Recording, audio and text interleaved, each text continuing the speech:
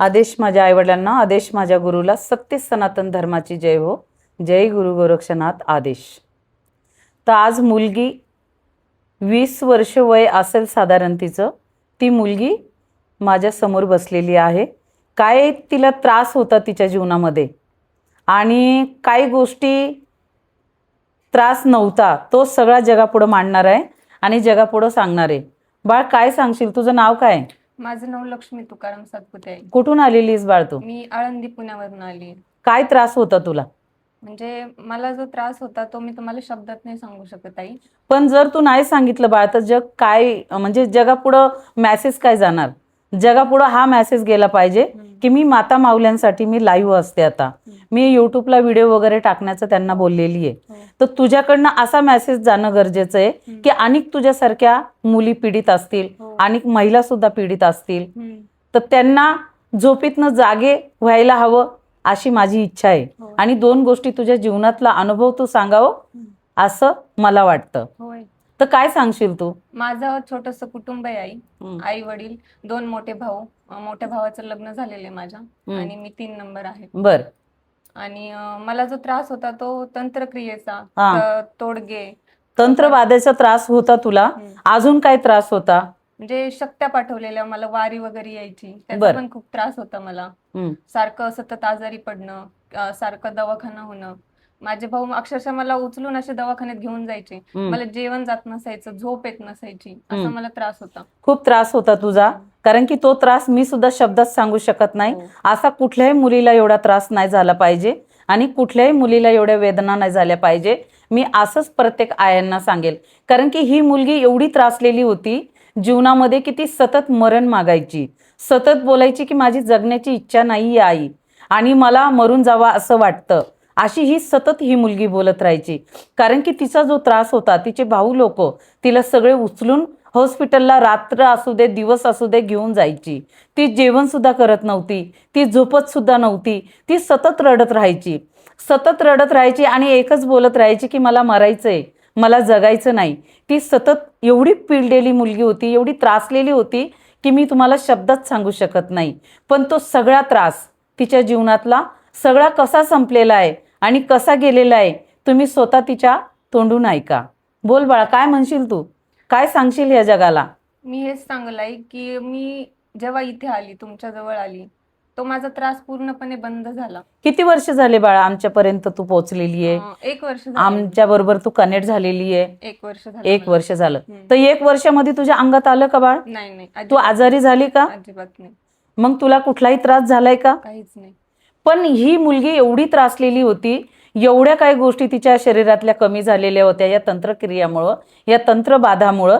सतत अंगात येत राहायचं तिच्या रात्रंदिवस. सतत तिला जीवनामधल्या वेदना की मी तुम्हाला शब्दात नाही सांगू शकत एवढा त्रास असायचा. त्याच्यामुळे तिच्या शरीरातलं रक्त कमी झालेलं आहे, तिच्या शरीरातलं विटामिन, B12, कॅल्शियम काय घटक असतात शरीरातले तेवढे सगळे कमी झालेले आहेत. त्याच्यासाठी तिचा आत्ता सुद्धा थोडाफार दवाखाना चालू आहे. मी नाही म्हणणार नाही असं नाहीये. ती माझ्याच घरी राहते, माझ्याच जवळ राहते, म्हणून ती मुलगी वाचलेली आहे. नाही तर तिचा खरंच भरवसा नव्हता. मी असं ह्या जगापुढं सांगेल. कारण की अनेक महिला, अनेक मुली, अनेक आया अशा त्रासलेल्या असतील, आपल्या मुलींबाबतीत, आपल्या स्वतःच्या बाबतीत त्रासलेल्या असतील. म्हणून मी अनेक महिलांना मेसेज देते, तुम्ही तंत्र साधना शिका, तंत्रमंत्र शिका.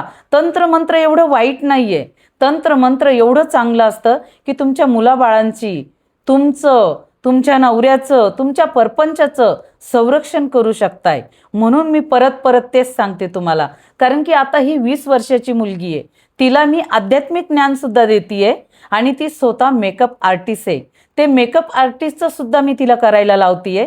बाळा, तू तुझ्या जीवनामध्ये स्वतःच्या पायावर उभी राहा. मी स्वतः तिला ज्ञान देतीये आणि परपंचिक गोष्टीचं सुद्धा ज्ञान देतीये मी तिला. परपंचिक जीवनामध्ये तू लग्न करून संसार थाटायला ज्या वेळेस तू जाणार आहेस त्यावेळेस तर सुद्धा तिला ज्ञान देतीये मी. माझ्या गुरुत्वामध्ये आणि माझ्या गुरुमातामध्ये मी कुठे कमी पडू नाही. मी असं परिपूर्ण माझा जो आत्मविश्वास आहे मी परिपूर्ण दाखवते आणि लावते. कारण की का मुलींना सुद्धा शिक्षण हे असं दिलं पाहिजे प्रत्येक आयांनी, की तुम्ही संसारामध्ये जाणार आहे, संसारातलं जीवन तुमचं वेगळं असणार आहे आणि न विवाहित जीवन वेगळं असतंय मुलींचं. मुलींना ज्या वेळेस विवाहित नसतात त्यावेळेस कुठल्या गोष्टीचं टेन्शन नसतं, कुठल्या गोष्टीची काळजी नसते. पण ज्या वेळेस तिचं लग्न होऊन ती सासर घरी जाते, सासर घरी गेल्याच्या नंतर त्यांचं जीवन, त्यांची जीवनशैली ही खूप वेगळी असते. प्रत्येकाचे सासू सासरे, नंदा जावा, नवरा चांगलाच असू शकतो असं मी खरंच नाही बोलू शकत. कारण की प्रत्येक लोक, प्रत्येक स्त्रिया, प्रत्येक मुली तेच ग्रहानं घेऊन येतात की आई माझा नवरा असं करतो, माझी सासू तशी करते, माझी सासू भांडते, माझी सासू बोलते.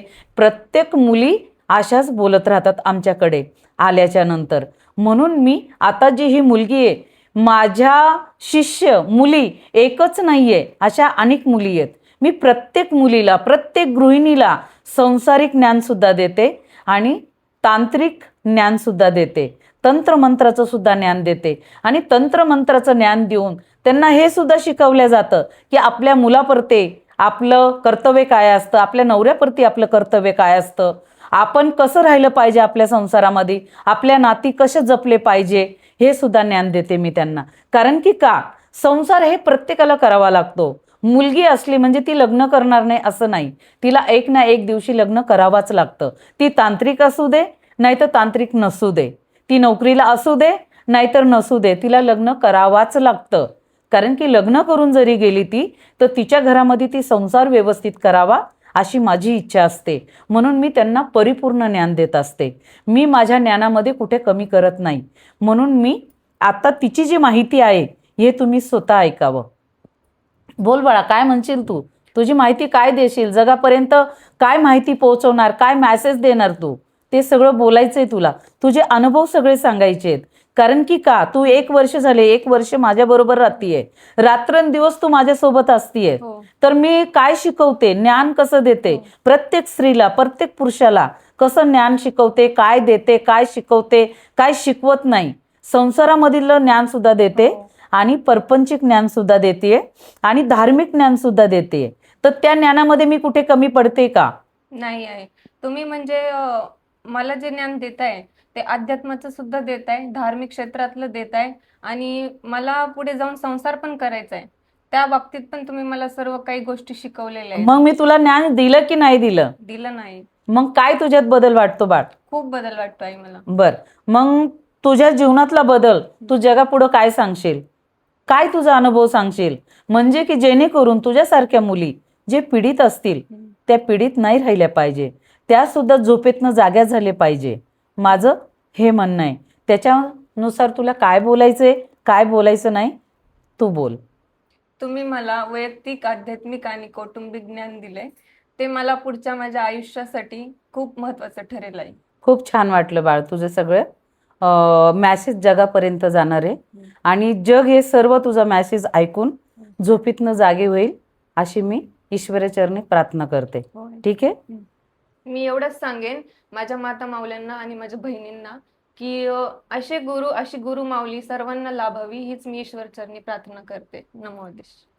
तर आजचा जो काय गुरु शिष्याचा संवाद होता तो आता इथे परिपूर्ण झालेला आहे. तेव्हा माझ्या शब्दांना मी इथेच विराम देते. आदेश माझ्या आईवडिलांना, आदेश माझ्या गुरुला. सत्य सनातन धर्माची जय हो. जय गुरु गोरक्षनाथ. आदेश.